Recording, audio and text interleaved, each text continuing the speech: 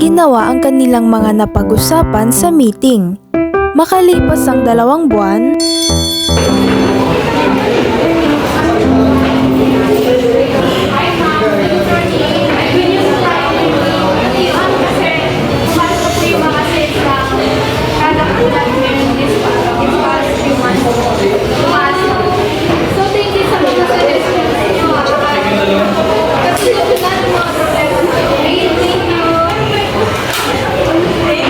sa huli, hindi lang naibalik ng kumpanya ang kanilang benta, kundi mas naging maganda pa ang kanilang kalagayan. Napagtanto ng mga empleyado ng kumpanya na ang pagtutulungan, pagbibigay ng ideya at pagkakaroon ng komunikasyon ang susi sa mga kanilang tagumpay. Good afternoon everyone. So kami po yung Group 4. So ang topic po natin ngayon is diagnosing organization. So pwede pakibasa. It's a systematic approach of determining, finding and examining the exact nature of the practice. Identifying the underlying causes and providing the basis by which a solution can be presented. So ang organizational diagnosis is itong process na kung saan sinusuri nila yung mga problema ng isang organization. Nang sa gayon is layunin nilang masolusyonan ito. So like for example, sa isang company, bumababa yung sales nila. So aalamin nila yung mga problemang iyon, tapos susolusyonan nila ito. So in implementing organizational diagnosis, the organization develops practitioner may use a with the learning model depending on the subject. So first is the analytical model. So pwedeng pakibasa BIS.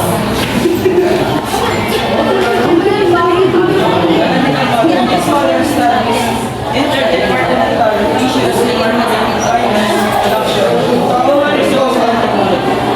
So sa analytical model, isa itong model na nag-aaral kung ano yung mga, sinusuri nila kung ano yung mga problema sa isang organization or sa mga department ng mga company. So like for example,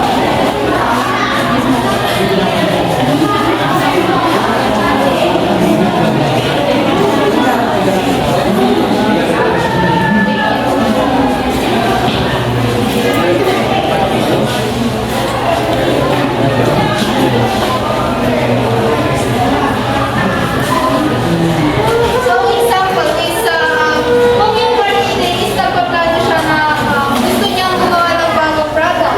Tapos ang finance naman is uunti yung budget nila. So makakapagpuan gawin ng marketing ng pag-create ng bagong product dahil sa finances, mababa yung budget nila. So sa HR naman is problema nila makahanap ng sapat na tao para gawin yung bagong product na yun. So, sa analytical model is dito nila susulit kung ano yung mga problema. Nang sa gayon is masolusyonan nila ito. So, next is the divergent group model. So, pwede pakibasa.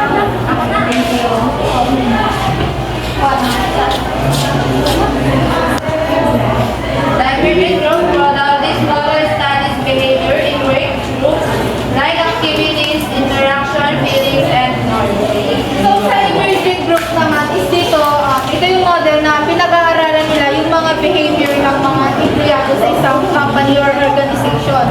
So dito is layunin nila suriin yung mga problema nang sa gayon is maiwasan yung mga hindi pagkakaintindihan. So ang aim nila or ang goal nila is magkaroon ng positive energy sa isang company or maging epektibo ito nang sa gayon is makatulong ito sa success ng company. So pangatlo is the management counseling consulting model. So pwede pakibasa Alwina. The management consulting model. This model analyzes 6 significant factors in management. So dito naman sa management consulting model is merong limang importanteng aspect or factors in organization. So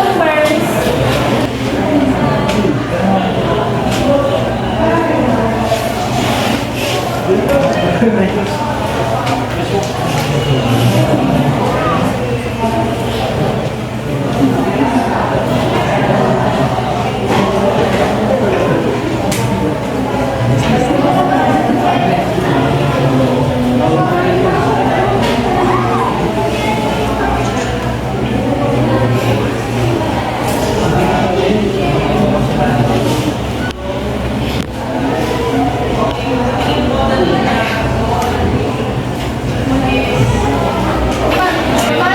consulting model is meron ditong limang significant factors of organization.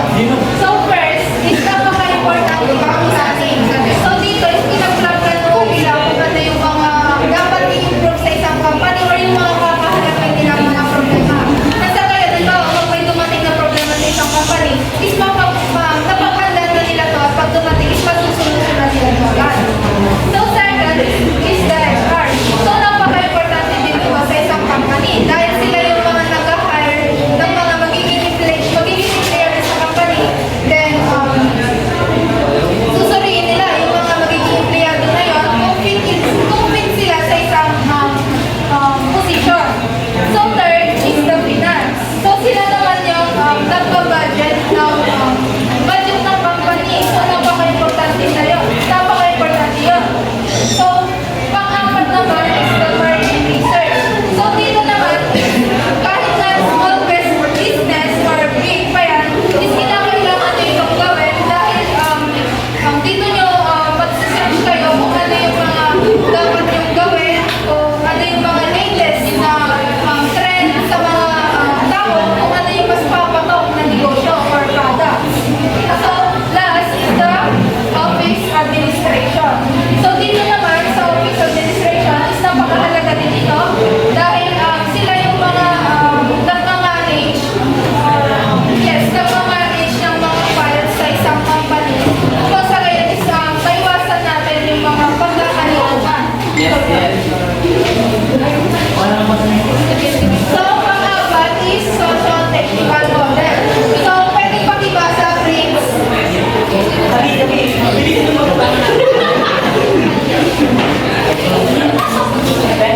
Social technical model. This model analyzes the organization's social and technology practices in the environment, both industry and the general environment and organizational practices. So ang social technical model is ito naman yung pinag-aaralan nila, yung interaction ng mga aspeto sa lipunan or yung mga tao sa technology. Like for example, yung mga apps, yung mga Shopee, Lazada, or yung mga TikTok shop, so sila yung tinatawag na technology. So yung mga customers, sila yung mga aspeto ng lipunan. So pag nag-order sila, di ba, doon nagkakaroon ng interaction. So yung mga apps na yun is sinisiguro nila na madali lang silang gamitin at mas convenient. So sa parang yun is magiging successful yung negosyo nila. So let's proceed naman sa diagnostic process. So pwedeng pakibasa? Si Ron, pwedeng pakibasa? Sorry, identify Identify the positive problem area. Kasi users, they are not necessarily problem. They are technology and student learning. Many of organizational concern becomes unfortunately for favorable thing. Di ba, sa isang company, kailangan natin i-identify kung ano yung mga possible na magiging problema ng company. Para pag dumating yung araw na yun is masolusyonan natin ito agad. So, second is gathering relevant data and information. So, pwedeng pakibasa raw. Ano yan?